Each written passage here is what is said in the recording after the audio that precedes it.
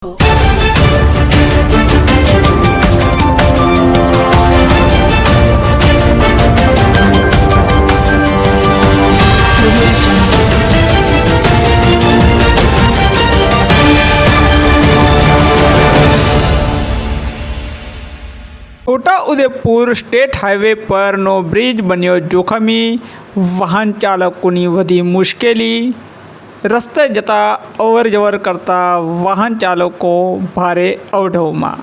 નમસ્કાર, આપ જોઈ રહ્યા છો છોટાઉદેપુર વ્યૂ સત્યની સાથે।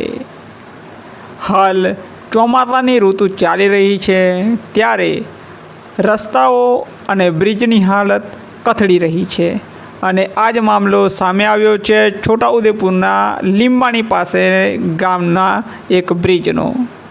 છોટાઉદેપુરના લીંબાણી ગામ પાસે આવેલા સ્ટેટ હાઈવે પરના એક મહત્ત્વના બ્રિજની પેરાપેટ દિવાલ તૂટી પડી છે। આ બ્રિજ પંચમહાલ અને દાહોદ જિલ્લાને જોડતો મુખ્ય માર્ગ પર આવેલો છે, જેના કારણે આ માર્ગ પર ભારે વાહનોની અવરજવર સતત રહે છે। દિવાલ તૂટી પડતા વાહન ચાલકો માટે મુશ્કેલીઓ વધી છે અને અકસ્માતનો ભય પણ સતાવી રહ્યો છે।